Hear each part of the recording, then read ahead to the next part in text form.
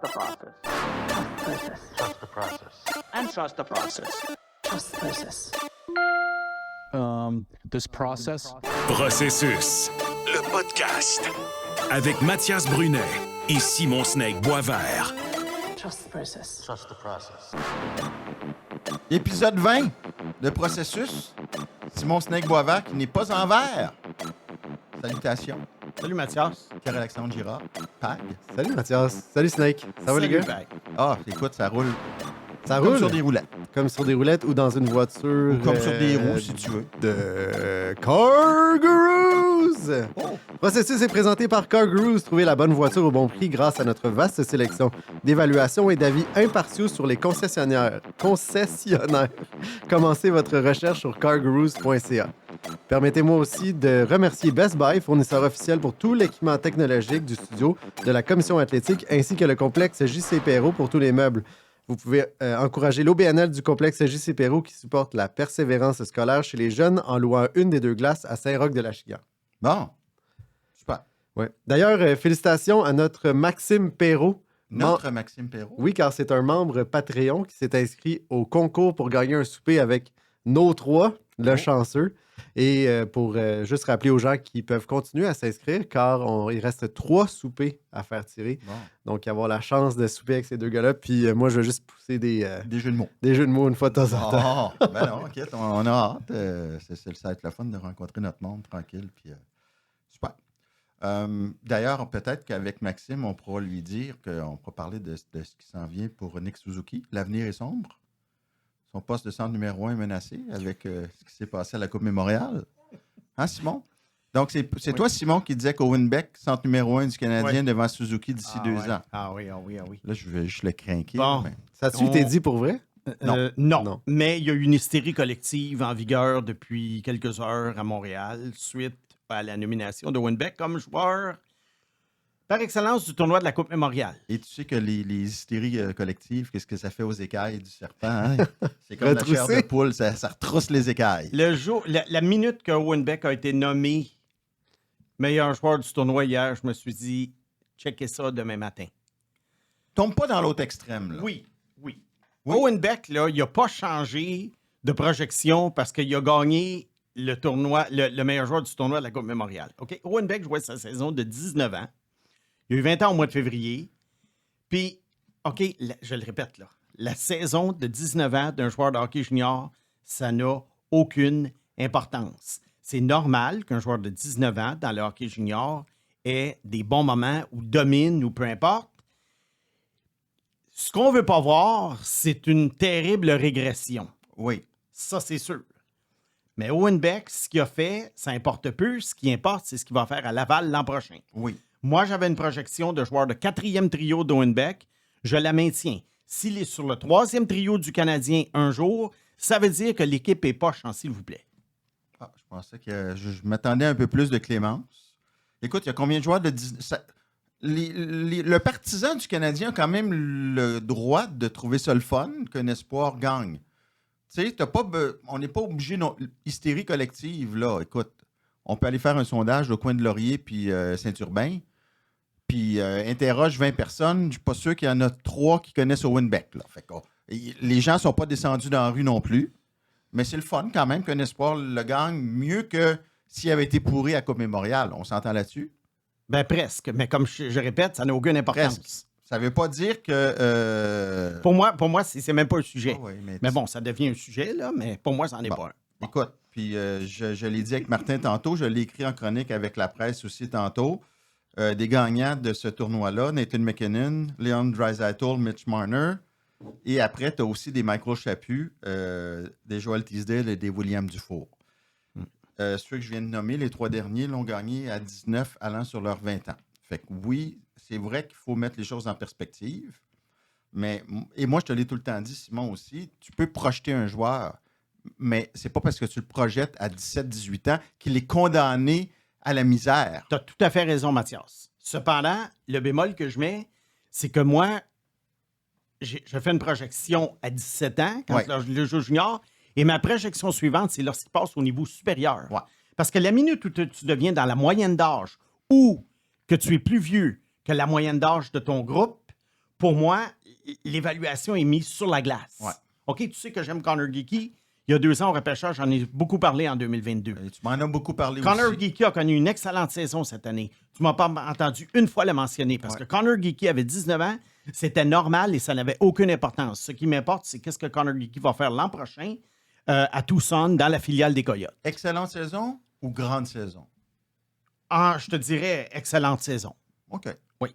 Bon, il n'a pas non plus tout cassé. mais Non, c'est il n'a une pas bonne fait saison. 150 points et tout, mais il a quand même très bien joué. Mais pour moi, ça n'a pas d'importance. Moi, c'est au niveau suivant. C'était comme Joshua Roy. Joshua Roy, 18-19 ans, des très, très bonnes, excellentes même saisons à Sherbrooke. Pour moi, OK, il est sur le cruise control. On va voir à Laval. Il est arrivé à Laval, il a bien joué. Ouais. Ça, c'est important. On l'a rappelé, il est arrivé à Montréal. Il s'est très bien débrouillé. Pour moi, l'évaluation là, de Joshua Roy, c'est cette année qu'elle recommençait. Tu aurais pu rentrer aussi Riley Kidney dans l'équation parce qu'il y avait Oui. même Kidney a produit Oui. davantage à 19 ans Oui. dans les rangs juniors.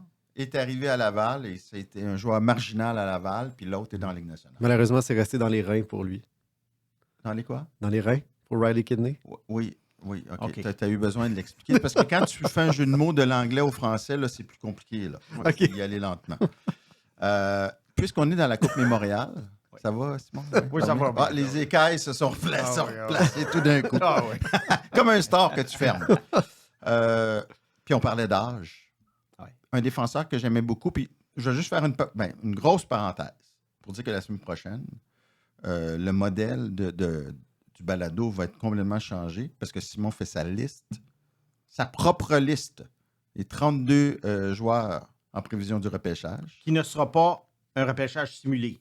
Non. C'est simplement c'est- une liste que si j'étais recruteur-chef pour une équipe de la Ligue nationale, que j'amènerais avec moi à la table. Ouais. C'est ça. Ce n'est pas une prédiction de ce que les équipes vont faire. Exactement. Ouais. Et je dois dire que j'ai regardé la finale de la Coupe Mémoriale hier. Il y avait 2 défenseurs qui sont prévus pour être repêchés dans le top 10. Zane Parek, dont l'équipe a gagné, et Sam Dickinson à London. J'aimais beaucoup Dickinson, qui est un défenseur gaucher. Et je dois dire qu'hier, en deuxième moitié de match, sa façon de s'élever quand ça comptait, quand son équipe avait besoin de lui, son leadership. Écoute, je pensais qu'il avait 20 ans. Je vais donner mon avis aussi. Je n'irai pas à 32 joueurs comme toi. Je ne suis pas l'expert que tu es. Je vais peut-être faire un top 5. Mais Dickinson m'a ébranlé hier. OK. Et par rapport à Parek, un peu la même chose que je me dis, bon, c'est pas un gars explosif. Je ne sais pas comment ça va se traduire dans la Ligue nationale. J'aimerais que tu me donnes tes impressions sur ces 2 candidats de premier plan en défense. Sur la saison complète ou sur le match d'hier? Vas-y sur la saison et le match. Oui. Bien, je pense que c'est pas mal représentatif. Le match d'hier est représentatif de la saison. Zane Parek, c'est un gars, comme j'en avais parlé la semaine dernière, qui n'a pas il a pas un gros plan sur la glace. Il n'a pas un plan de jeu. Alors, c'est un gars qui va réagir à du jeu chaotique, particulièrement dans la zone adverse, pour faire des beaux jeux. Ouais. Mais il y a beaucoup de jeux qui ne réussissent pas. Il y en a qui réussissent. Il essaie beaucoup de choses. Mais on dirait que c'est jamais très, très songé. Puis comme je dis, le hockey, c'est chaotique. Ouais. C'est pas comme le football où on peut planifier un jeu dans le caucus. Mais à un moment donné, il y a quand même un minimum de planification qui doit être faite. Ouais. Et à ce moment-là, Parek, je trouve qu'il ne l'a pas. Et dans la LNH, ça va être difficile pour lui de reproduire ça parce que la Ligue nationale est quand même beaucoup plus structurée. Ouais. Alors, je dis pas que c'est pas un bon espoir, je dis pas que c'est pas un gars qui peut être utile à une équipe, mais je le vois pas nécessairement comme un défenseur de premier plan. Ouais. Bon, malgré les statistiques ronflantes. Sam Dickinson, lui, j'ai fait la comparaison avec Jay Bouwmeester, qui a pris sa retraite il y a quelques années, dans le sens que je trouve que c'est un patineur extrêmement fluide. C'est un gars qui est capable de transporter la rondelle. Défensivement, il y a eu peut-être des difficultés hier, mais en général, il s'en tire bien. Là, on parle quand même d'un joueur de 17 ans. Ouais. Je ne suis pas inquiet pour son jeu défensif dans la LNH. Il y a le physique Ouais. et c'est des choses qui peuvent se corriger. Il y a du chien aussi. Il y a beaucoup de chiens. Alors, pour moi, c'est une valeur sûre. C'est une, peut-être, des 3 valeurs sûres du repêchage. Dans le sens que quand tu repêches Dickinson, tu sais à quoi t'attendre. Ouais. Tu sais que Dickinson ne sera pas un flop. Non. Par contre, est-ce qu'il va devenir nécessairement un défenseur élite numéro 1 au sein d'un club champion? Pour moi, la réponse est non. Moi, je le vois comme un numéro 2. Mais ça n'enlève pas le fait que si tu y vas avec le meilleur joueur disponible et que sur ta liste, le meilleur joueur disponible, c'est Sam Dickinson, même si tu n'as pas un besoin de défenseur gaucher, je fais allusion ici aux Canadiens, évidemment, mais ils ne sont pas la seule équipe comme ça, tu dois quand même le considérer. Mais tu sais, quand tu... je vais faire attention à ce que je dis. Quand tu parles de défenseur numéro 1 sur un club, numéro 2 sur un club champion, pour toi, là, il y a combien de clubs champions par année? Ben, je te dirais, moi, que peut-être 3-4. Dans le sens que des clubs qui vraiment peuvent aspirer à la Coupe et qui sont à une période près d'être en finale ou de gagner la Coupe. Donc, ça veut dire qu'il y a 28 défenseurs numéro 1 dans la Ligue nationale qui ne le sont pas vraiment parce que leur club n'est pas champion. Non, parce que pour moi, des défenseurs numéro 1, selon ma définition, et ma définition est très difficile, il y en a 10-12. Écoute, moi, t'en prends. Il y en a 10-12. Prendre, moi, Dickinson. Oui. Tu comprends? Écoute, Mathias, Floride Edmonton. Ouais. Dans mon livre, ils n'ont pas de défenseur numéro 1. Evan Bouchard a produit beaucoup de points sur l'avantage numérique. Forsling, c'est un excellent joueur, mais pour moi, ce n'est pas un défenseur numéro 1 de club champion, selon ma définition. Ouais. Alors, pour moi, il y en a 10-12.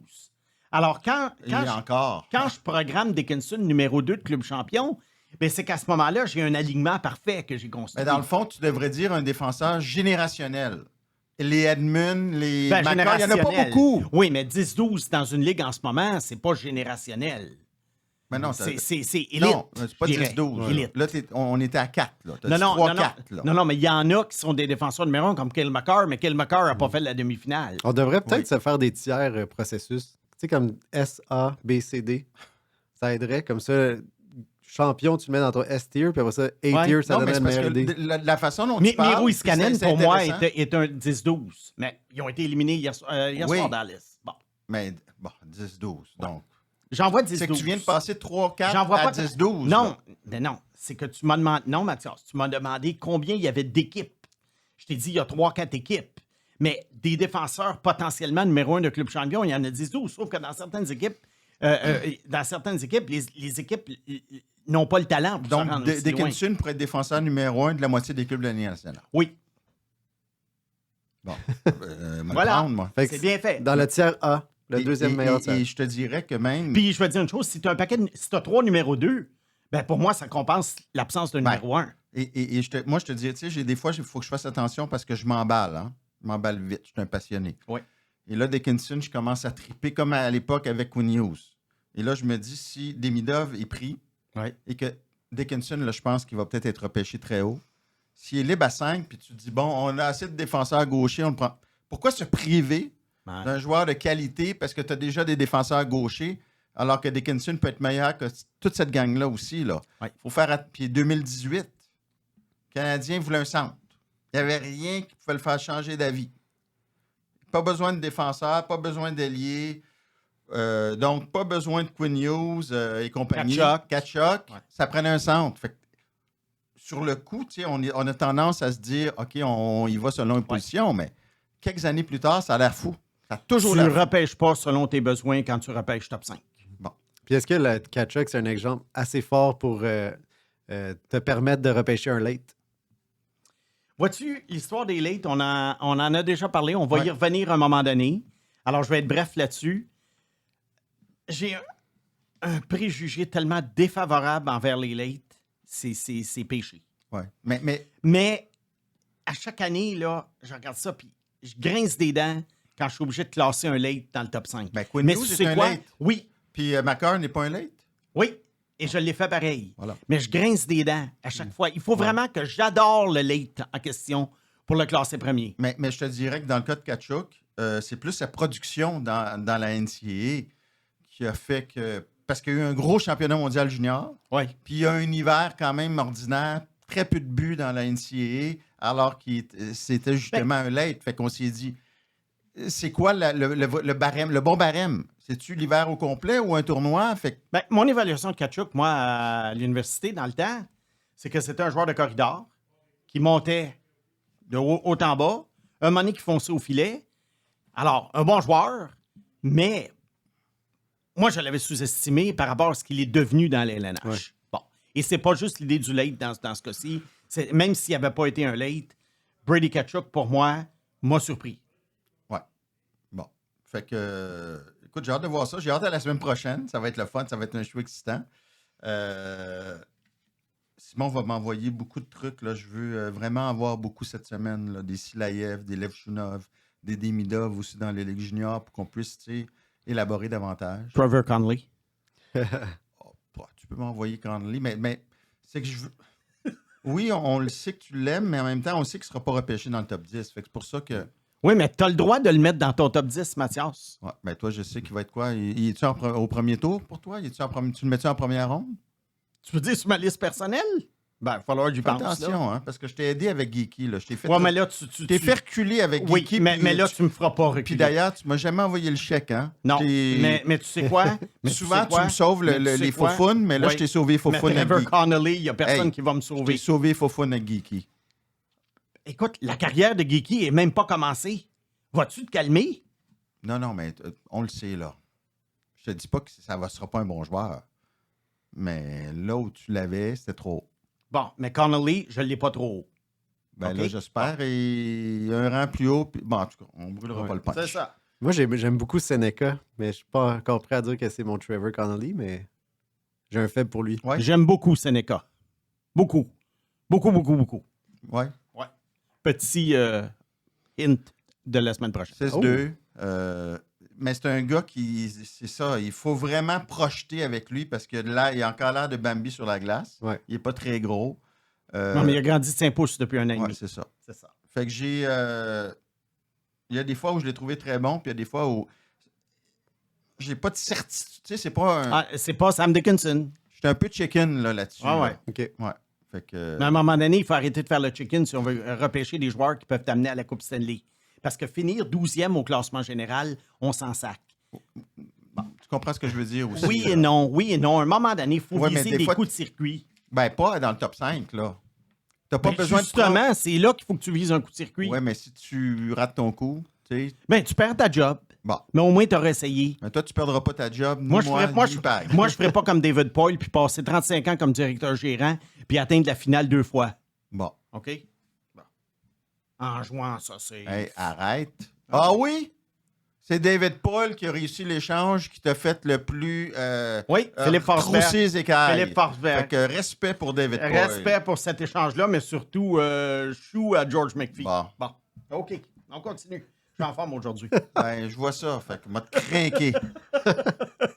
On est à combien de temps, là? Je sais même pas. Tu peux le garder au montage, celle-là. Là. OK. Parce qu'on va voir si on parle de la liste de McKeans ou non. Là. T'as combien de temps? Je vais aller voir. 19 minutes. Bon, on y va. Bon, ben, on va se donner. On est à 19 minutes. On va se donner un petit extra aussi. Parce que McKeans, t'aimes bien McKeans, toi, hein? Ben, je trouve que sans nécessairement être d'accord avec les évaluations, parce que, écoute, je le dis, là, sans fausse modestie, je préfère les miennes à celles de n'importe qui d'autre. Oui? Écoute, je le dis. Bon. Tu sais, Ben, je suis honnête. ton humilité t'honore. Oui, oui, c'est ça. Puis, Euh, puis je me plante solide des fois, mais je continue à aimer mes opinions. OK. Bon, T'es unanime là-dessus, là. unanime. Bon. Mais Puis- McKean, je trouve qu'ils ont des produits qui sont très bien faits. OK. Et ils ont sorti récemment un guide sur les meilleurs espoirs Tu nous écoutes, Pat? de chaque ou, équipe. Tu réponds à tes textos? Je pars mon timer. Alors, McKean a sorti un guide des meilleurs espoirs et les Red Wings de Détroit arrivent en première position concernant tous les joueurs qui ne sont pas encore des joueurs de la Ligue nationale. OK. Oui, C'est trompeur. c'est ça. trompeur et j'en viens à l'idée. Et le Canadien? Le Canadien est quatrième. OK. Bon. Ce qui est trompeur là-dedans, c'est que en 2022, les Red Wings repêchent Marco Kasper au 8e rang. Le Canadien repêche Juraj Slavkovski. Juraj Slavkovski, il est déjà dans la LNH, donc il n'est plus considéré comme un espoir. Marco Kasper, oui. Mais ça vaut un peu pour tout le monde. Alors, on va y aller avec les critères de McKean et on va faire abstraction des rangs et on va surtout analyser les joueurs en question qui font partie du groupe. Fait que donc, l'équipe qui amène ses joueurs ou dont les joueurs se développent moins rapidement sont avantagés. Ben, c'est ça, comme les Red Wings. Ok. Bon. Alors là, je regarde ça et eux ont au rang 1 et 2, ils sont Randbacker 1 et les Knudsen 2. OK. Ensuite, on a Joshua Roy au 3e rang. Et au 4e rang, Logan Mailloux. Et là, ensuite, au 5e rang, on a le gardien de but Jacob Fowler. Je l'attendais, oui. Ben oui. 6e rang, Owen Beck, dont on vient de parler. Au 7e rang, Sean Farrell. Ouais, c'est Devant Jakub Dobesch. Et devant Adam Engstrom. Oui, ben Adam Engstrom est 12e. Alors, au 9e rang, on a Oliver Kapanen. 12e? Oui, parce qu'au 9e rang, on a Oliver Kapanen. Au 10e rang, on a Bogdan Konyushkov, le défenseur russe Ouais. de la KHL. Et au 11e rang, Philippe Méchard. Norlinder n'est pas là. Non. Alors, vois-tu, ça se débat, là. Les rangs, là, à un Méchard, moment donné, ok. ça se débat. Ouais, Méchard et tout. Alors là, moi, je me suis posé la question, qu'est-ce que le Canadien n'a pas que les Red Wings ont? Ouais. Et encore là, on fait abstraction de l'histoire de Slavkovski. Bon. Alors là, je m'en vais du côté des Red Wings, et là, j'essaie de voir pourquoi on a les Red Wings premiers. Ouais. Bon. Moi, je pense que ce que McKeans a fait, ils ont accordé beaucoup d'importance à la profondeur du système. C'est-à-dire le nombre de joueurs qui ont techniquement une chance de faire la LNH. Personnellement, moi, je trouve que ça devrait être les joueurs d'impact qui comptent. Plus tu as de joueurs d'impact, plus tu es classé haut. Si tu as 10-12 joueurs qui peuvent atteindre la Ligue, ben, on sait que la sélection naturelle va faire en sorte qu'il n'y en aura pas 10-12 qui vont l'atteindre. Alors, chez les Red Wings, on a Simon Edvinsson, le défenseur, en premier lieu. Bon, est-ce que je préfère Handbacker à Edvinsson? La réponse est oui. Edvinsson, je pense que ça va être un bon top 4. Méchant fait fan. Méchant fait fan, oui. Et non, mais ça prouve que mon objectivité, j'aime Handbacker. Bon. Oui, je trouve que tu fais des efforts à l'occasion. Non, je ne fais pas d'effort du tout, contrairement à ce que tu peux penser. Edvinsson, je le vois comme un bon top 4, mais je ne vois pas nécessairement un gars qui va avoir un super gros impact offensif. Bon. Au 2e rang, Nate Danielson. Ça, c'est un gars qui a été choisi 9e. Nate Danielson, c'est vraiment un plafond de 3e trio. Ouf. Joueur utile? Oui. Mais c'est ton 2e meilleur espoir d'une équipe qui a supposément la meilleure banque d'espoir. Et Danielson, il y a une saison junior coup-ci, coup-ça, si ma mémoire est bonne. Hein? Ben, c'était un late, donc il a joué à 19 ans cette année et il est allé chercher 67 points en 54 matchs. Ouais. Rien pour écrire à sa Non, mère. c'est du Owen Beck, là. Au 3e rang, un joueur que j'aime bien, qui a une bonne courbe de progression, Marco Kasper. Ouais. Marco Kasper, 35 points, 71 matchs dans la Ligue américaine, mais à 19 ans. Et beaucoup de difficultés à mettre des points au tableau en début de saison, mais on voyait que le gars travaillait fort et les chances de marquer étaient là. Et à un moment donné, ça a commencé à augmenter. Lui, s'il est sur une courbe ascendante, et personnellement, c'est lui que j'aurais classé comme meilleur espoir des Red Wings. Mais encore là, est-ce que c'est équivalent à Slavkovski? Évidemment que non. Non. Mais, comme on dit, Slavkovski, il n'est plus là. Au 4e rang, on a le défenseur Axel Sandin-Pellikka. Ah. Un bon joueur. Bonne saison en Suède. Je ne sais pas si on va l'amener en Amérique l'année prochaine, mais il serait temps. Je t'arrête tout de suite. Oui. Connor Geeky a eu une excellente saison dans les rangs juniors. Oui. Puis Sandin Pellikka est joueur par excellence en Suède, tout âge confondu. Oui. C'est pas une bonne saison. En Suède, c'est une grande saison. Ben, c'est que Pellikka avait 18 ans et non 19. Oui, mais il y a eu une grande saison. C'était le meilleur défenseur Oui, là-bas. oui. Là. Ça ne veut pas dire qu'il va être bon ici, mais il y a eu une grande saison. Ben, c'est qu'il y a un potentiel assez élevé. Ouais. La question est de savoir, est-ce qu'offensivement, tu sais, c'est faut le mettre avant Danielson. sûrement. Tu sais, c'est même pas proche. Ben, pour moi, lui et Edvinsson, OK. là, on est dans la même catégorie. Puis Danielson, moi, je le vois beaucoup plus loin. Ensuite, pour terminer, les Red Wings ont 2 gardiens de but. Sébastien Cossa, Trey Augustine. Ouais. Ben, écoute, les gardiens de but, on le sait, c'est de la sorcellerie. Il y en a un qui est dans la Ligue américaine déjà, Cossa, bonne saison, après avoir été cédé à la East Coast League l'an dernier. Ouais. Et Trey Augustine, excellente saison à Michigan State, probablement le meilleur gardien de but américain junior en ce moment avec Jacob Fowler. Ouais. 2e, je dirais, après OK. Fowler. Je préfère Fowler. Alors, vois-tu, là, déjà, on a un point de comparaison. Je préfère Fowler à oui. Augustine. Donc, est-ce que le Canadien et les Red Wings, il y a tellement de différences que ça? Moi, je trouve pas. Ben, il devrait faire. Mais ça veut pas dire que je mettrais le Canadien premier Ouais, non mais, plus. tu sais, T'sais. pour être honnête, il faut faire des classements de 21 ans et moins. Oui. Ça, c'est révélateur. Oui. Et là, Anaheim serait. Écoute, Détroit serait à des années-lumière d'Anaheim avec Léo Carlson. Mason McTavish va McTavish. avoir 21. Qui va avoir 20, 21, il y a 20. Il y a 20. Cutter Gauthier. Ben oui, non, ben écoute, oui. c'est Mint Newkov. Luno, ça serait c'est oui. ridicule. C'est là. Anaheim qui est premier. Fait que Détroit, Ouais. là, écoute, c'est de la fausse représentation. Ouais. Mais c'est quand même pour dire que c'est le problème de faire des classements qui, comme tu disais, avantagent les équipes Ouais. qui laissent mijoter les joueurs Ouais. un peu plus. Mais aussi, il y a un bémol avec le classement de Farrell. Ouais. Au niveau du CH, si vous êtes allé voir le Rocket cette année, vous avez oui. vu que Farrell, c'était pas Non, c'est exactement C'est- étincelant. c'est pas ça. matériel Ligue nationale du tout. Non, c'est ça. Alors, dans le cas du Canadien, il y a quand même quelques espoirs intéressants, mais on peut... je pense que Fowler, Dobèche doivent être classés beaucoup plus haut. Dobèche a très, très mal commencé la saison, mais Oui, il a très bien fini. Exact. Alors oui, il est plus vieux. Alors, c'est sûr que je préfère Fowler pour l'avenir du CH, mais en ce moment, il y en a un qui est dans la Ligue américaine, il y en a un qui est à Boston College. Ah.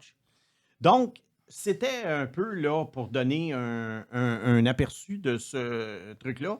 Et puis, on voit que la relève du Canadien, elle est correcte, mais elle n'est pas spectaculaire. À Non. l'attaque surtout. Ben, la relève qui n'est pas dans la Ligue nationale. C'est ça. C'est ça. Le podcast Processus vous est présenté par Cargarus. C'est dur de savoir si vous achetez la bonne voiture au bon prix, mais pas quand vous achetez avec Cargarus. Nous vous donnons une vaste sélection de véhicules, des évaluations et des avis impartiaux sur les concessionnaires. Faites le bon choix et commencez votre recherche dès aujourd'hui sur cargarus.ca ou téléchargez notre application mobile. Préfère, c'est grand. Que tu sois charpentier, agriculteur, plâtrier, infirmier, c'est chez Préfère que tu trouveras le plus vaste choix de vêtements, chaussures, équipements de sécurité et haute visibilité. Situé à Belleuil, sortie 109, autoroute 20 ou préfère.ca. Préfère, habiller les travailleurs d'ici.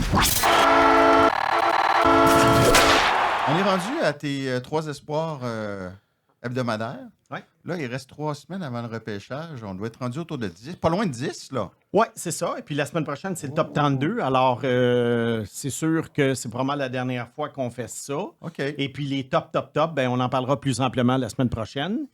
Moi, je commence avec des joueurs qui vont tourner peut-être entre, je ne sais pas, entre 7 et 15. 7, Ah, OK. ouais. OK. Le premier, c'est Konsta Elenius, Oui. finlandais, un centre droitier de 5 pieds 11, 180 livres, qui a obtenu 36 points en 51 matchs cette année dans la Ligue professionnelle numéro 1 en Finlande. Je dis oui parce je trouve qu'on a tendance à le surévaluer, pas parce que je suis un grand fan. Là. C'est un joueur qui est rapide, qui est agile, il est solide sur patin, il a une bonne vision, un bon sens du jeu. Puis défensivement, je te dirais que sa qualité, c'est qu'il est capable de fermer le jeu pour bloquer l'accès aux attaques adverses. Tu sais ce qu'on appelle fermer le gap, là, en anglais ou en franglais? Bon, c'est le premier Bon. critère. Non, mais je te donne un Ouais. petit peu qu'est-ce qu'il est. Alors là, tu vois, ça fait quand même un joueur qui a l'air intéressant en apparence sur papier. Et c'est pour ça qu'il va être repêché très haut. Cependant, moi, ce qui me fait tiquer sur ce joueur-là, avant de le qualifier, mettons, d'espoir élite, c'est que justement, il n'y a aucune qualité élite qui ressort. C'est pas son patin, c'est pas son lancer, c'est pas ses mains, c'est pas un fabricant de jeu. C'est un peu de tout ça, mais rien qui te fait faire « wow ». Est-ce que ça serait un genre d'Anton Lundell qui joue au centre du 3e trio des Panthers de la Floride, qui est très utile Ouais. en finale de la Coupe Stanley, Moi, quelque chose mais comme qui ça. n'est pas un Barkov? là? Ouais, moi, je le vois comme un joueur complémentaire. OK.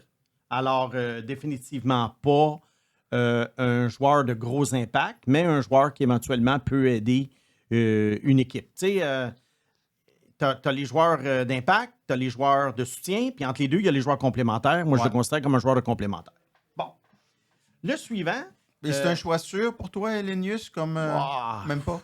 Ouais, je vais le mettre sur la liste, mais disons que je ne serais pas emballé si j'arrivais à mon tour et c'est lui que je dois choisir. Parce que j'aime les joueurs au potentiel plus élevé. Mais il est-tu dans ton top 15 quand même? Oui. Bon. Bon. Le suivant, très connu de nom, Oh. T. Ginla. Ah ouais. OK. Ouais, le fils de Jerome. Fait que lui, il est entre 10 et 15 pour toi, à peu près? Ben, c'est quoi? C'est un gars qui pourrait sortir... 6, 9, Ah 9 oui, à ah Calgary. oui. Mais, tu sais, je ne sais pas comment les équipes vont percevoir ce joueur-là. C'est un centre gaucher de 6 pieds 182 livres.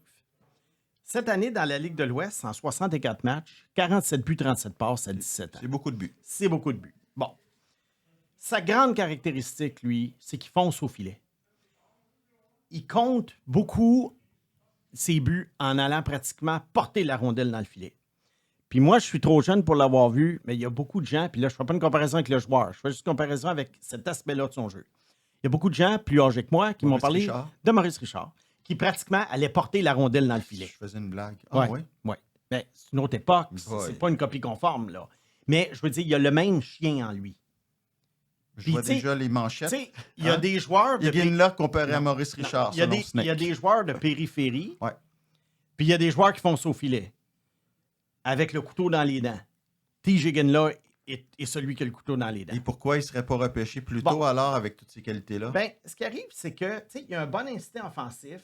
Moi, ce que j'aime, c'est qu'il est imprévisible dans son arsenal de tir ou ses passes. C'est pas un gars qui est prévisible. Comme je t'ai dit, il est déterminé. Mais du côté patin, je te dirais qu'il est plus agile que rapide. En ligne droite, c'est pas un top patineur. Une certaine agilité. Bon, pourquoi je le verrais pas, moi, dans mon top 5? Parce que, encore là, pour moi, là, c'est un joueur qui se situe peut-être, là, on va créer une nouvelle catégorie, entre impact et complémentaire. Ah, quand même. Vois-tu? Ouais. Alors ça, pour moi, c'est un gars qui mérite d'être choisi peut-être, je sais pas, 10e ou quelque chose de genre-là. Y a-tu la protection de rondelle pour pallier à son manque de vitesse? Oui. OK. Oui. Puis il y a du chien, j'imagine. Oui. Mais c'est un gars qui surtout joue au centre, dans le centre. Oui, c'est un joueur de centre, mais je veux dire, c'est un gars qui se tient dans le centre de la glace. Ouais. Il n'est jamais en périphérie et il est tout le temps là pour foncer au filet avec la rondelle. Alors, je te dis pas qu'il est unidimensionnel parce qu'il est capable de faire des belles passes, mais c'est pas un gars nécessairement que tu vas retrouver partout sur la glace. Tu sais, il y a des joueurs, on dit, ils sont partout sur la glace. Ouais. Lui, il n'est pas partout sur la glace. Mais il est au bon endroit. Mais il est au bon endroit. Disons que le Canadien le repêche, puis Ouais. c'est hypothétique et je pense pas. Ouais. Le Canadien le repêche 5e. Tu Ouais. dis, oh my God, qu'est-ce que c'est ça? Je dis pas, oh my God, que c'est ça, mais je trouve ça haut. Mais est-ce que c'est un gars qui, éventuellement, dans un mix quelconque de joueurs, pourrait être utile? Oui. Tu sais, j'ai souvent parlé du mix. Ce que je reprochais à Marc Bergevin, c'était pas nécessairement les joueurs individuels qu'il allait chercher. C'était le mix qu'il créait. Alors, Higgins, là, peut-être qu'individuellement, ça serait pas mon choix. Mais si, à un moment donné, il se retrouve au sein d'un mix de clubs champions, ben, il vaut son pesant d'or. Tu vois la nuance là, que je prends entre les deux? Okay. Ouais. Bon. Et ton troisième? Ben, lui, on en a souvent parlé.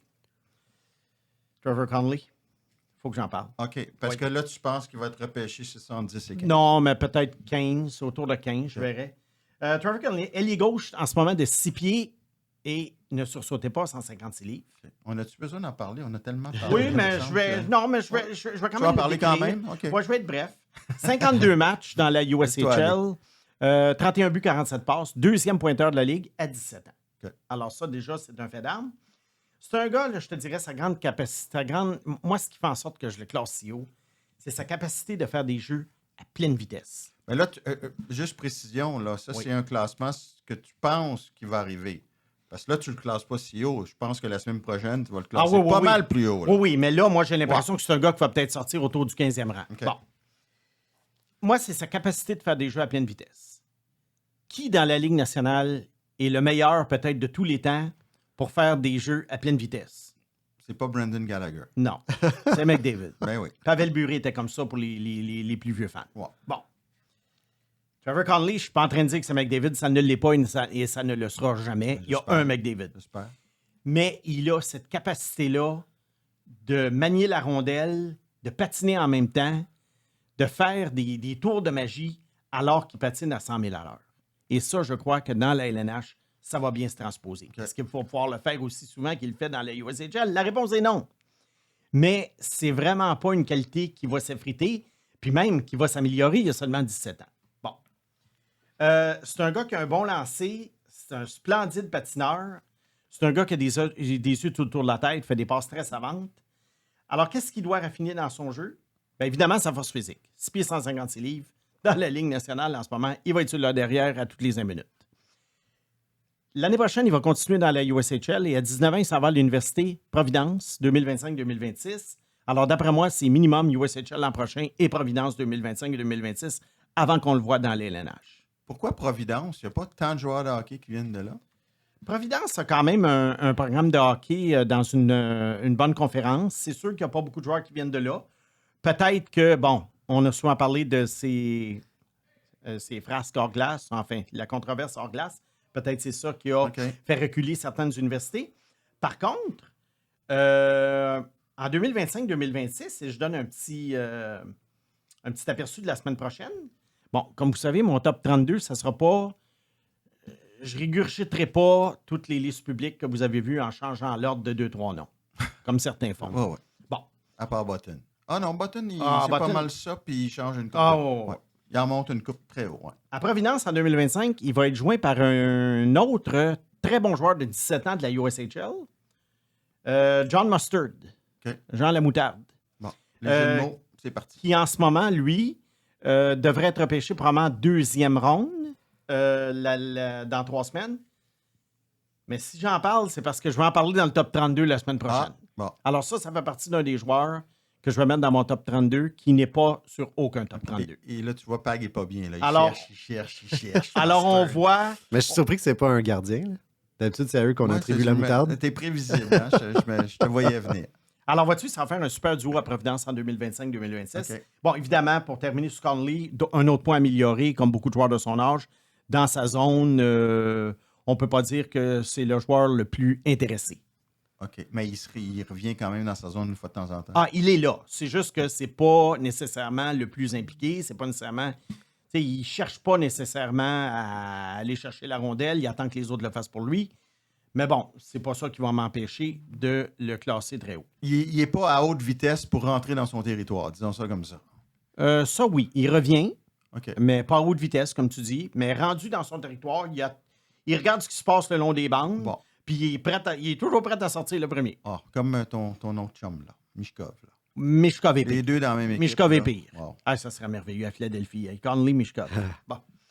Hey boy, OK. Tortorella ferait une crise cardiaque en arrière du bas. Fait que c'est ça, mes trois OK. espoirs. Bon. Hey, j'ai vraiment hâte à la semaine prochaine. Ouais. Je sens qu'il va y avoir de la moutarde. On avait une formule en troisième bloc depuis le début des balados, les 19 premiers épisodes. On revisitait les repêchages. On a commencé en 2005 avec Crosby et Price. Et on cherchait quelque chose pour remplacer ça. Parce qu'évidemment que, bon, il va y avoir une petite pause estivale, petite pause, puis on reprend.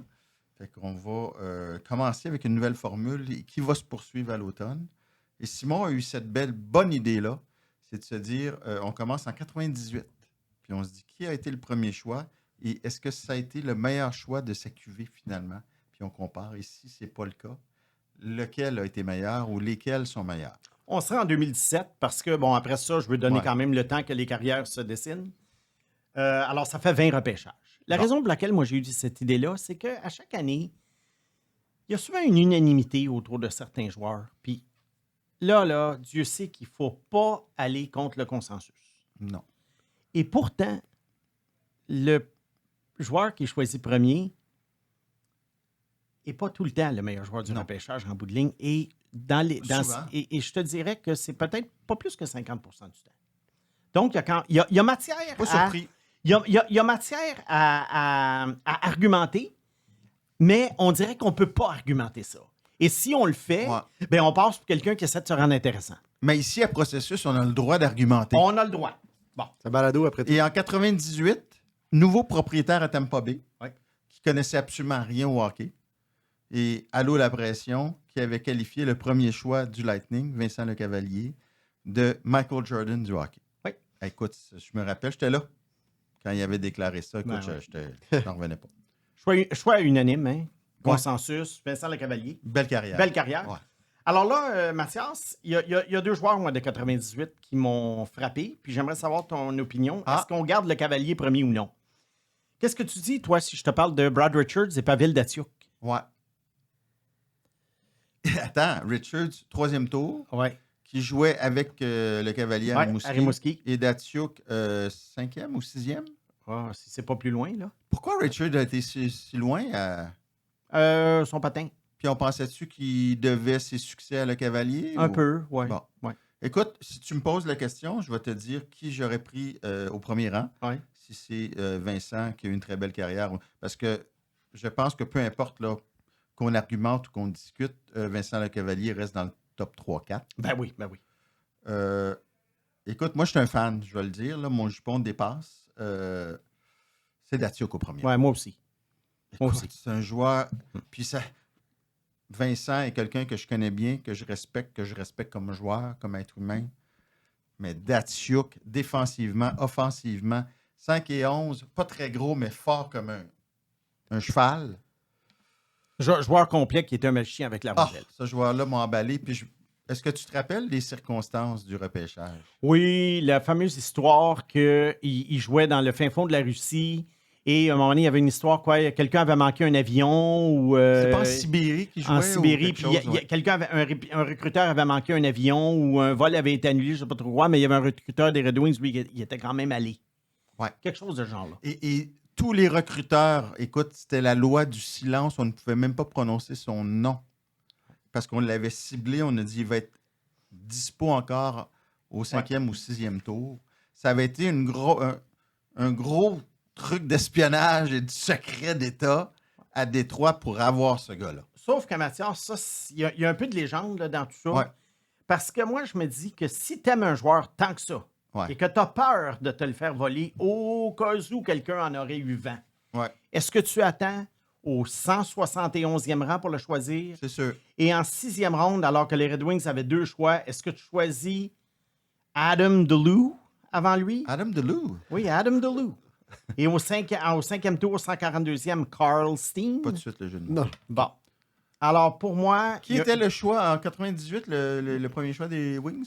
Yuri Fischer, qui a eu des ennuis, malheureusement, ouais. qui s'est effondré sur le banc durant un match, mais qui a quand même eu une carrière honnête là, comme On ne défenseur. criera pas au loup, là.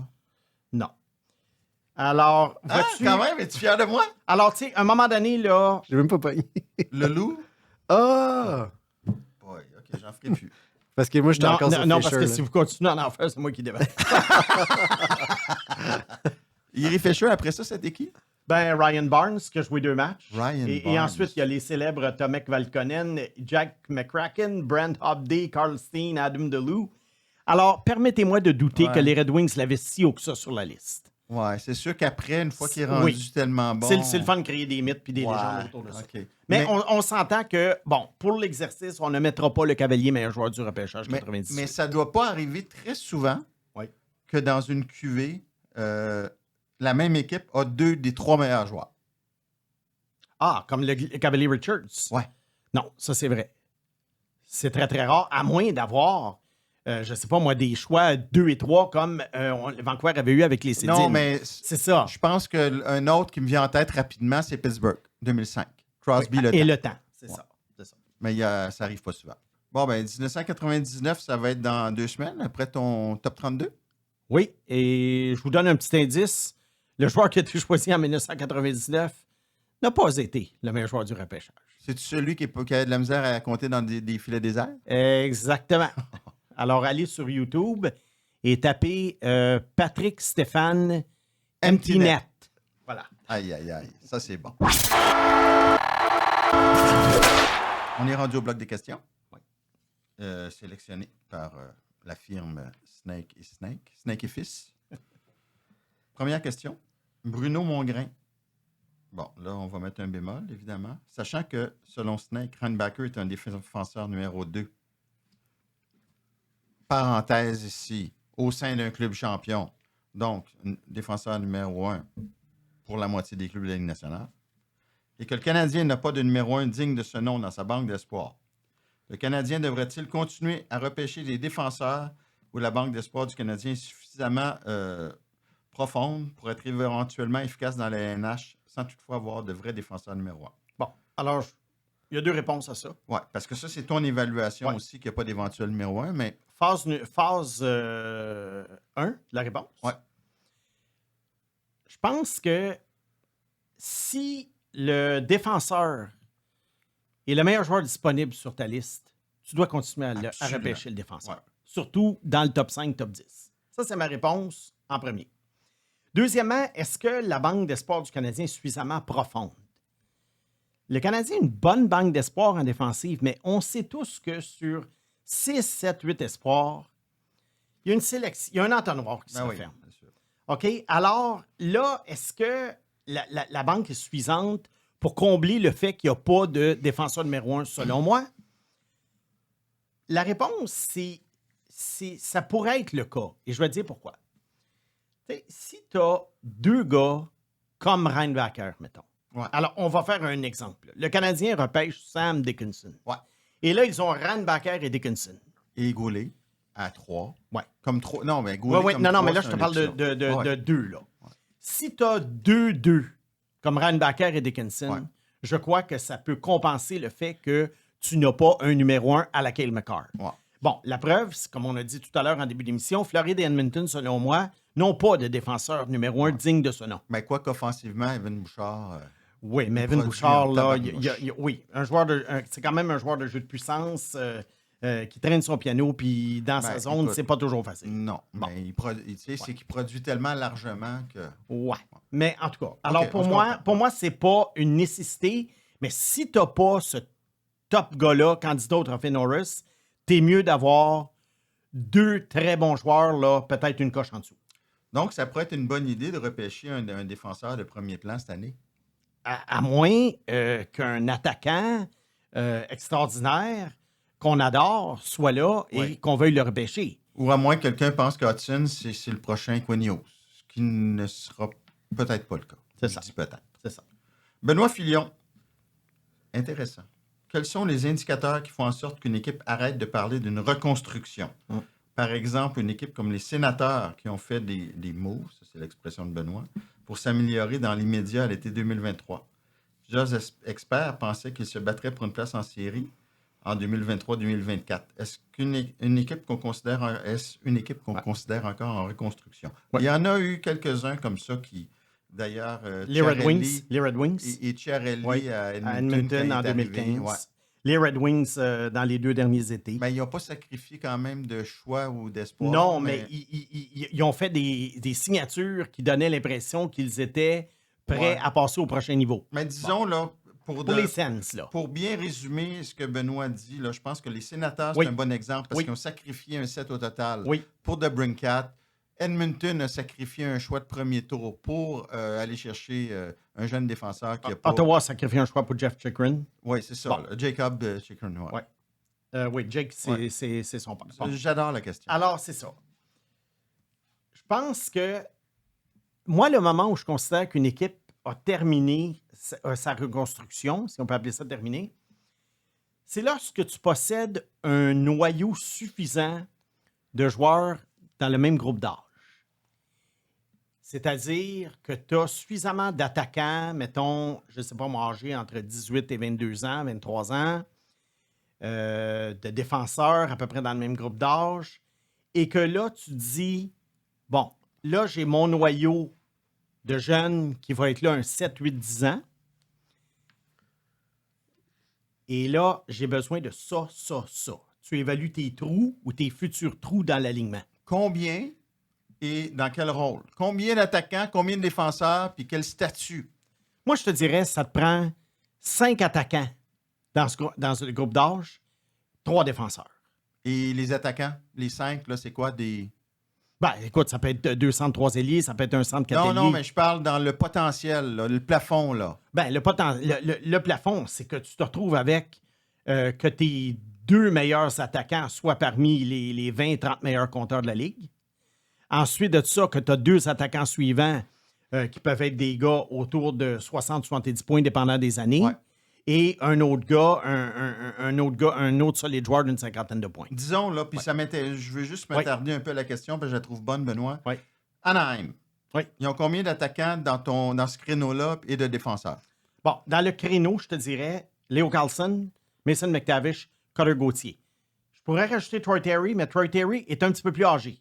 Il n'est pas vieux, mais il est un petit peu plus âgé. Non? Trevor Zegras, oui, pour le moment, s'il demeure avec Ça l'équipe. fait 4. Ça fait 4. Défense? Ben, Mintsukov, que je considère. Tristan Luneau, il est jeune, là, mais quand même, je le considère. Et c'est quoi l'autre défenseur, Anaheim? Zellweger? Zellweger, qu'on peut Tu es inclure. généreux. Je suis généreux. Bon, puis pour le fun, le Canadien? Bon. Le Canadien, dans ce groupe d'âge-là, ben, je te dirais Reinbacher, En défense, oui. Goulet. Oui.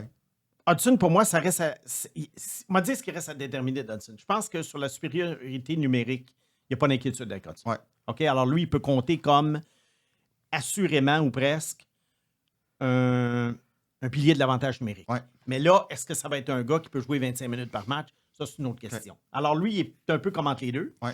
Bon, à l'attaque, dans les joueurs de ce groupe Ouais. d'âge-là, il y a Slavkovski. Ouais. Bon, il y a Suzuki, mais Suzuki commence, tu sais, il va avoir 25 ans quand même, Suzuki. Ouais, ok. Tu sais, je parlais de Troy Terry tout à l'heure, mais on peut quand même l'inclure. Oui, 2. Il y a Cole Caulfield. Oui. Puis là, Slavkovski, évidemment. Non, tu l'as mis déjà. Oui, ça Fait fait que 3. Doc? Ça fait 3. Là, Kirby Doc, moi, je vais voir une saison complète sans blessure. OK. OK? Mais ça pourrait être un potentiel. Pour moi, il y en a 4. 4. Et là, il y a un repêchage qui s'en vient, donc la reconstruction est bientôt terminée. Ce qui manque aux Canadiens, je te dirais, puis ça, on en a souvent parlé, puis je sais que ça fait réagir les gens quand je dis ça. Moi, je pense qu'il manque vraiment... Je pense que Slavkovski pourrait devenir un joueur élite, OK. mais j'ai l'impression qu'il en manque un autre. OK. Tu sais, le Canadien gagne la loterie, mettons, avec Celebrini. Ouais. Là, ça change la donne. Mais il y a encore un autre joueur qui doit devenir un joueur élite. Soit un OK. joueur qu'ils vont repêcher, soit un joueur qui vont... Je ne sais pas comment ils vont l'obtenir. Alors, comprends-tu? Ouais. La reconstruction, pour moi, est terminée lorsque le groupe que tu as est suffisant pour dire, là, on est capable de compétitionner contre les meilleurs noyaux des autres équipes. OK. Anaheim, un exemple que tu donnes, tu sais, le Canadien, c'est peut-être un peu, je sais qu'ils ne sont pas dans la même conférence, mais c'est un peu une comparaison qui doit être faite. Le Canadien, pour le moment où on se parle en tant que potentiel, n'est pas au niveau d'Anaheim. Non, c'est sûr. Si on va chercher Lindstrom, on se rapproche-tu? Peut-être qu'on se rapproche, mais encore là, je ne sais pas si Lidstrom peut devenir ce joueur élite-là. Demidov. ou, Demidov, défenseur. par exemple, ça, je te dirais, on se rapproche plus. OK. Trevor Zegras? Non. Ben, il est dans tes 5 à Anaheim. là. Oui, mais là, Trevor Zegras, pour moi, à Montréal, en ce moment, là, OK. dépendant qui le Canadien obtient, pour moi, c'est vraiment un joueur complémentaire. Moi, c'est le 6e meilleur attaquant d'un très bon club. Ouais. Ben, Benoît Filion, j'ose présumer que ça répond à ta question. Oui. On a fait le tour. Ben, les sénateurs, il donnait les sénateurs comme exemple. Ouais. Les sénateurs ont quand même un noyau intéressant, mais le problème, c'est que les sénateurs ont arrêté de construire ce noyau-là le jour où ils ont échangé le 7e choix contre DeBrincat. Bon. OK. Dominique Guillot, comment les recruteurs s'y prennent-ils afin de bien classer un joueur à très haut potentiel, mais qui a dû s'absenter pour la majeure partie de son année de repêchage en raison d'une blessure? Par exemple, Alex Galchenyuk, Connor Murphy, Morgan Riley, et on pourrait ajouter Kaden Lindstrom. Ces joueurs représentent-ils plus souvent qu'autrement des pièges à haut risque pour les équipes qui les repêchent? Oui, Lindstrom a quand même un échantillon de 32 matchs, Ouais. plus quelques matchs en série, mais les autres exemples sont frappants. Je vais m'attarder sur Galchenyuk et Riley parce que ce sont des gars qui ont été malgré tout choisis dans le top 5. Ouais. Alors, je pense que poser la question, c'est y répondre. On a pris en considération la saison de 16 ans de ces joueurs-là. Et on l'a projeté. Blessé, ouais. Oui, gravement, en début de saison. Galchenyuk, je pense qu'il a joué 2 matchs. Ah ouais, c'est ça. Bon, alors je pense que dans le cas de ces deux gars-là, on a pris en considération la saison de 16 ans, tout simplement, et on l'a projeté dans l'avenir. OK. Alors, c'est ça la réponse. Est-ce que ce sont des pièges à haut risque? Bien, ça serait le même piège que si on repêchait les joueurs après leur saison de 16 ans. Ouais. OK, on a vu des gars qui, à 16 ans, pétaient le feu. Puis après ça, à 17 ans, oups, ils partaient de futur top 5 à choix de fin de première ronde. Exemple, Brad Lambert, Ouais. qui a été choisi 29e et qui, à la saison précédente, était perçu comme un possible candidat au numéro 1. OK. Donc, c'est ça le piège, c'est que tu ne vois pas le joueur à un âge clé. OK. Le podcast Processus vous est présenté par Cargarus. C'est dur de savoir si vous achetez la bonne voiture au bon prix, mais pas quand vous achetez avec Cargarus. Nous vous donnons une vaste sélection de véhicules, des évaluations et des avis impartiaux sur les concessionnaires. Faites le bon choix et commencez votre recherche dès aujourd'hui sur cargarus.ca ou téléchargez notre application mobile. Préfère, c'est grand. Que tu sois charpentier, agriculteur, plâtrier, infirmier, c'est chez Préfère que tu trouveras le plus vaste choix de vêtements, chaussures, équipements de sécurité et haute visibilité. Situé à Belleuil, sortie 109, autoroute 20 ou préfère.ca. Préfère, habiller les travailleurs d'ici. Et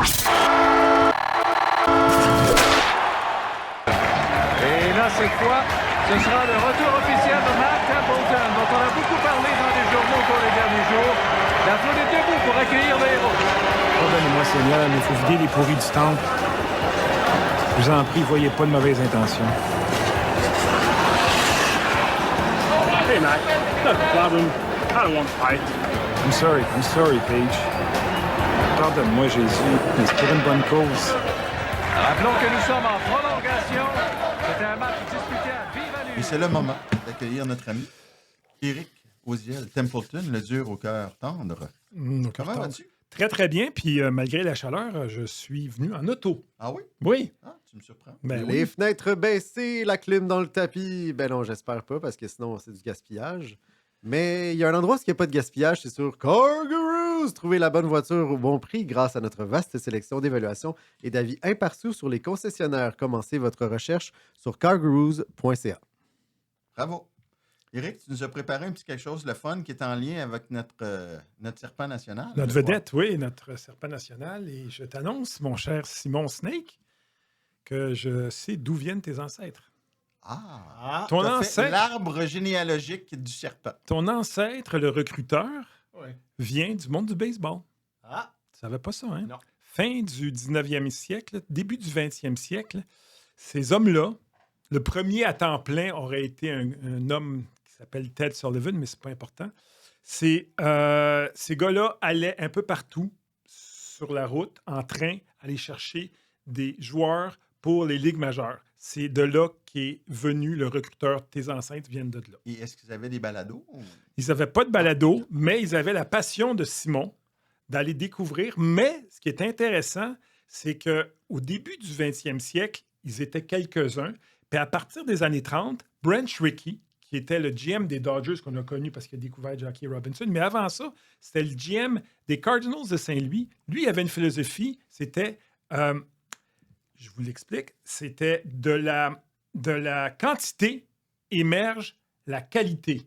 Et c'est lui qui a installé tous les clubs fermes un peu partout en Amérique. Donc, il s'est dit, plus de joueurs on va avoir, éventuellement, on va avoir un joueur de qualité ou 2 ou 3 ou 4. il lançait des dards.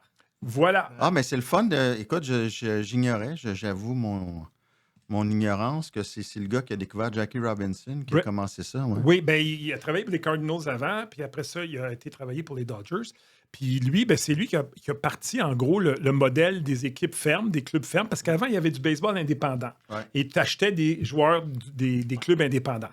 Et là, c'est des recruteurs. Puis tu avais deux types de recruteurs. Tu avais le recruteur qui travaillait pour une équipe, puis tu avais le recruteur qui était un peu comme un agent qui signait des joueurs et lui, il les vendait aux équipes. Ouais. Fait que c'est surtout du monde du baseball. Alors que le monde du football et du basketball, c'était pas la même dynamique parce que le sport professionnel n'était pas bien vu au début du 20e siècle. Rappelez-vous que les Jeux olympiques, ça a été très long avant qu'on admette des joueurs qui étaient payés, des athlètes payés. Ouais. Alors, c'était surtout des joueurs qu'on allait regarder dans les écoles secondaires pour les universités. C'est de là les recruteurs au football et au basketball. Alors qu'au hockey, c'était beaucoup... c'était très régional. Tu avais 6 équipes seulement, Ouais. puis tu allais chercher des joueurs aux alentours de ta ville, puis ça venait principalement du Canada, puis un petit peu, très peu de la côte est américaine, mais tu n'avais pas les joueurs européens puis internationaux. Ce qui expliquait les alignements très québécois du Canadien à l'époque. Oui, c'est ça. Oui, exactement.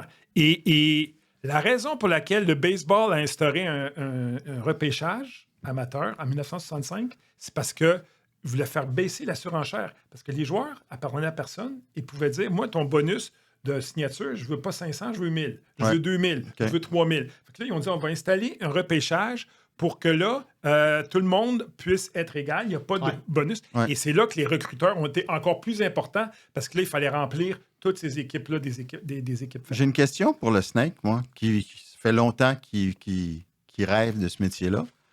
C'est qui ton idole? Les recruteurs? Ouais. C'est qui, là, le recruteur dont tu avais le poster dans ta chambre, là? Aucun. T'as jamais eu un modèle, là, où... Aucun. T'es plate.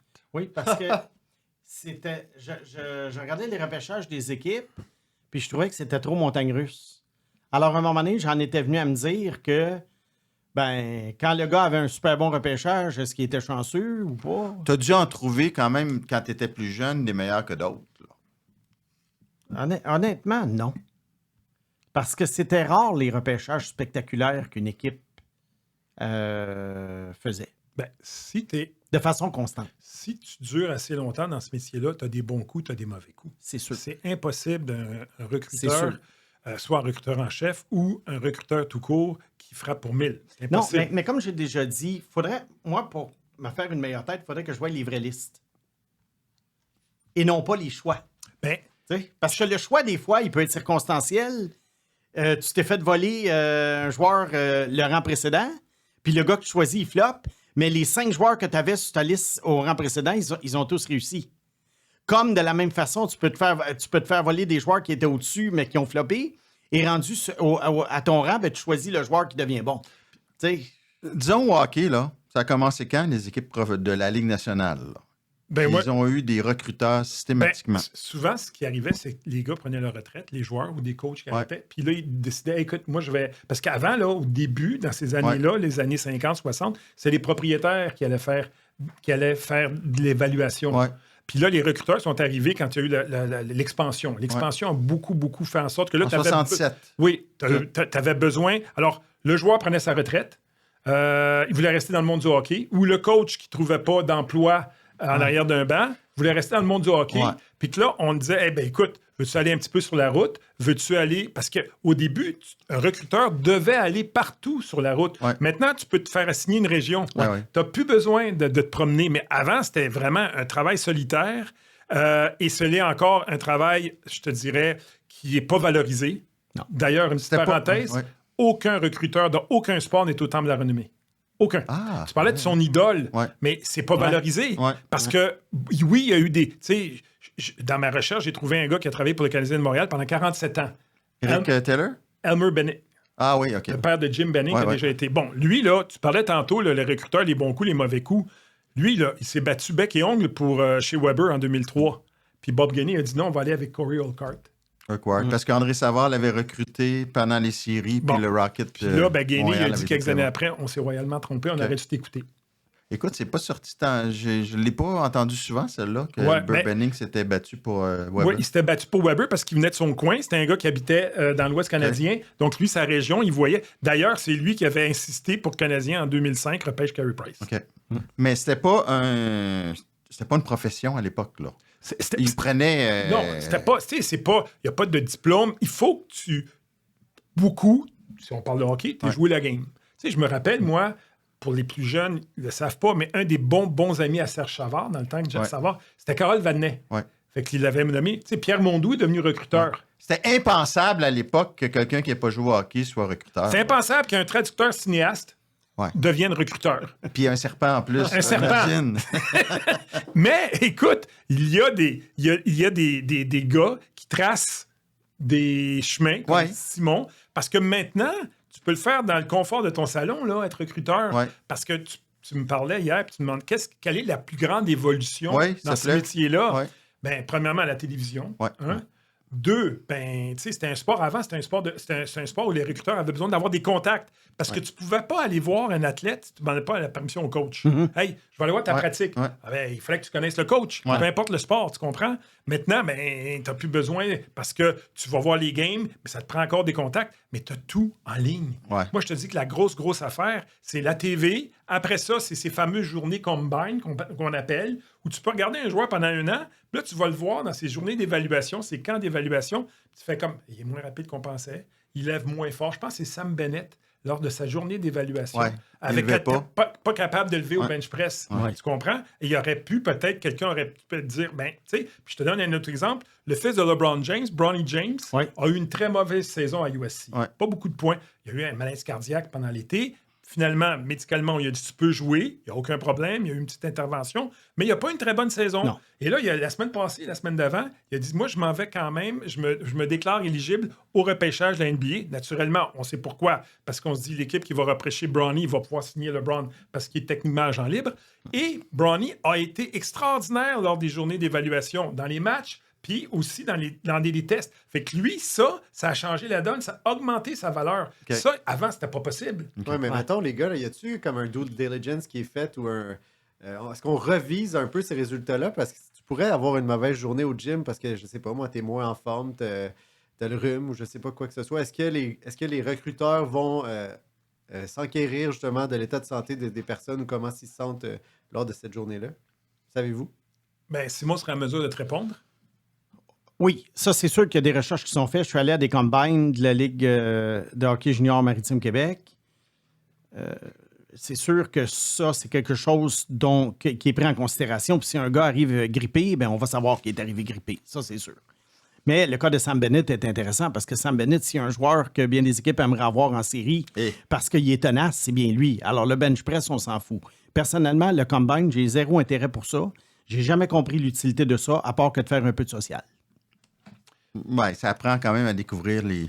Bon, mais tu fais des entrevues. C'est des entrevues avec des questions ridicules. Oui. Il y en a peut-être qui ont des meilleures questions maintenant, je sais pas. Ah, écoute, dans le junior, moi, je me souviens qu'on avait une couple de questions pas pires. Là. J'en ai déjà parlé sur le balado.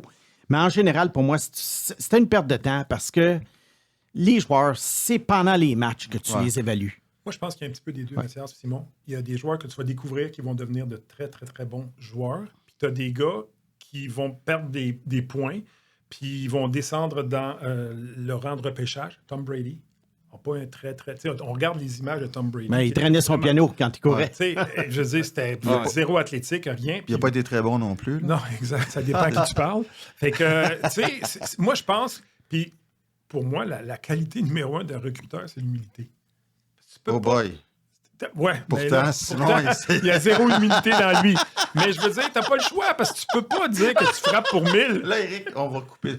Pag, on coupe ça au montage. Non, on le garde! On le garde! Mais non. La vérité sort. Non, mais Eric, tu m'amènes quand même sur quelque chose. Ben oui, j'espère. Tu sais, souvent, souvent, on me reproche. Oui, t'es payé pour ça. Souvent, on me reproche d'être bien tranchant. Mais puis il y en a qui disent, pourquoi tu te gardes pas un droit de réserve? Ben là, tu projettes un joueur, mettons, comme un 4e trio, ben tout d'un coup, qui se développe et qui devient un 3e trio. Oui, je sais tout ça. Je sais que ça peut arriver. Sauf qu'à un moment donné, quand tu es recruteur, il y a une décision qui doit être prise. Tu choisis le joueur ou tu ne le choisis pas. Tu sais, dans les meetings qu'on avait, moi, je me rappelle, à un moment donné, ben là, on débattait sur un joueur. Mais après 10 minutes de débat, je me souviens que le recruteur-chef disait, les boys, oui ou non?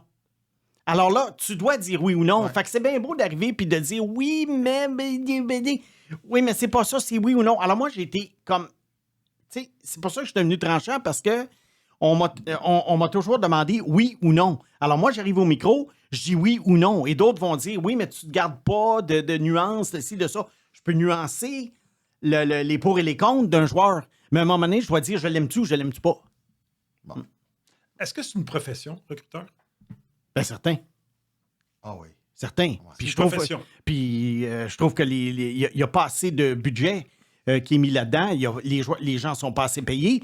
Et normalement, on devrait faire des entrevues pour trouver l'équipe de recruteurs, comment on dirait, de rêve. De rêve, c'est ça.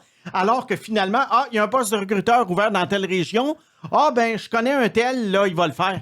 C'est ça, c'est des contacts. C'est un emploi qui est voué à disparaître? Non. Avec toutes les technologies où tu peux être dans ton salon, tu peux regarder plein de matchs, tu es d'accord? Oui. Et puis maintenant, tout le monde peut se déclarer. Non, il faut que tu ailles l'œil. Il faut que tu ailles l'œil. Oui. Alors, la profession ne disparaîtra pas. Est-ce qu'elle peut se démocratiser? Oui. Oui, mais est-ce que tu as plus l'œil que ton gérant général? En principe. Tu as plus de temps. Oui. Il faut que tu ailles l'œil. Moi, j'ai l'impression, tu vois, à un moment donné, les entraîneurs, là, ça faisait 100 000 par année, puis les joueurs étaient payés des millions. Oui.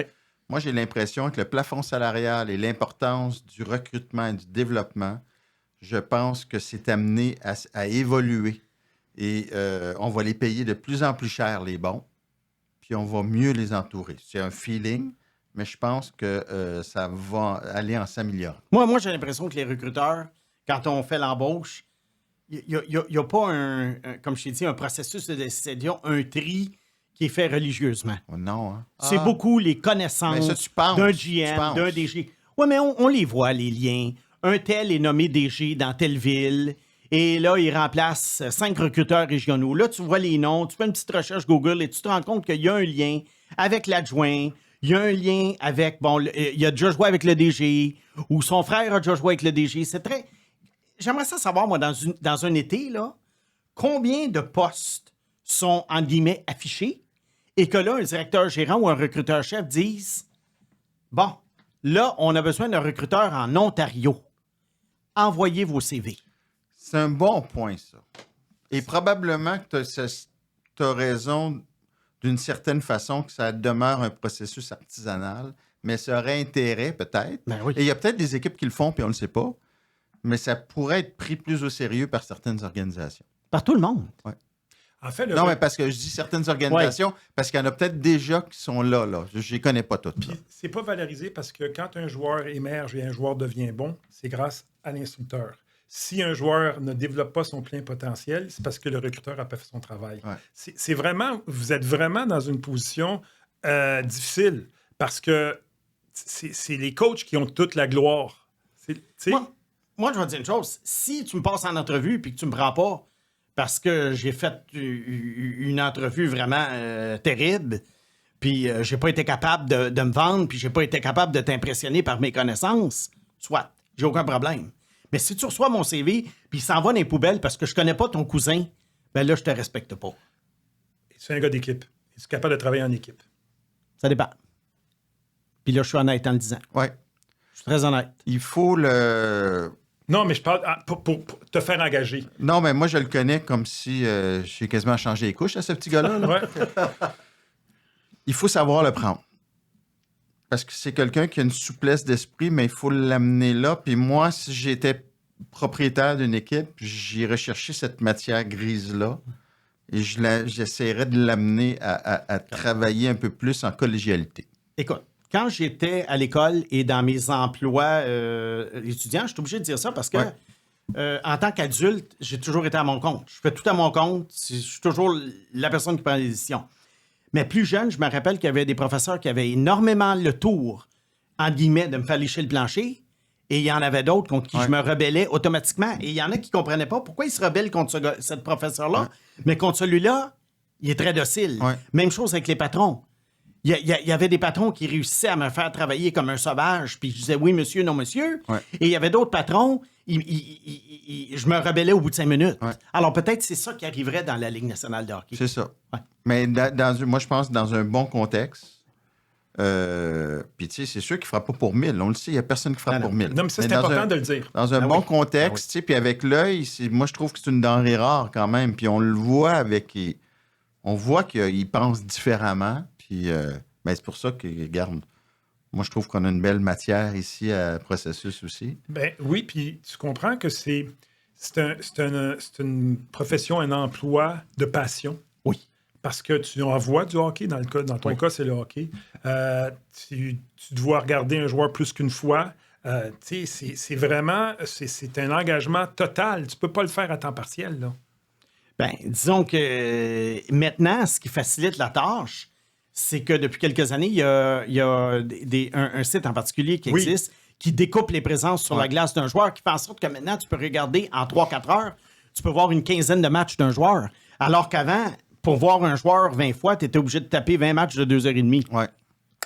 Mais tu sais, l'autre signe que ça évolue, c'est que les gens s'y intéressent davantage. C'est incroyable. Je sais qu'il n'y avait pas de balado à l'époque, mais il y a 25-35 ans, même une émission de radio ou de télé à parler des espoirs et des constructions d'équipes, c'eût été impensable. Il y a une époque dans la Ligue nationale de football, la puissante NFL, il n'y avait pas de département de recruteurs. C'était, eux autres, ils allaient avec les étoiles, le All-American. Si tu faisais le All-American, c'est là qu'on allait te chercher. Puis il y avait un magazine spécialisé, je me rappelle, très jeune, j'en avais déjà acheté une copie. Ça s'appelait Street and Smith. Et c'est là qu'ils allaient chercher. Il n'y avait pas de recruteur, tu comprends? Puis maintenant, je pense qu'un recruteur ne fait pas juste aller voir un match. Corrige-moi si je me trompe. Il faut que tu sois là avant, tu parles avec le coach, tel joueur, c'est quoi son personne. Pas nécessairement à tous les matchs, mais disons que si tu fais ta diligence raisonnable, c'est sûr que durant l'année, si tu as un joueur dans ta mire, oui, tu vas parler aux entraîneurs adjoints, aux gens qui ont déjà travaillé avec lui, très important. Écoute, puis ça se fait même dans le junior avec le midget. Écoute, en 72, on va en perdre une coupe qui était pas beaucoup, qui n'étaient pas nés encore parce qu'on a un public jeune. Quand les Nordiques sont entrés dans l'Association mondiale de hockey, ils ont pris un Hockey News, puis ils ont pris tous les noms francophones, puis ils ont repêché ces gars-là. Ouais. Fait que ça montre comment c'était archaïque à l'époque. Écoute, Éric, merci. Merci à vous. De nous faire réagir comme ça chaque semaine. C'est vraiment super intéressant. Pag, tu vois, est tellement captivé qu'il ne sort même pas de jeu de mots. Alors, c'est la preuve que c'est prenant. Au grand plaisir de certains, quand même.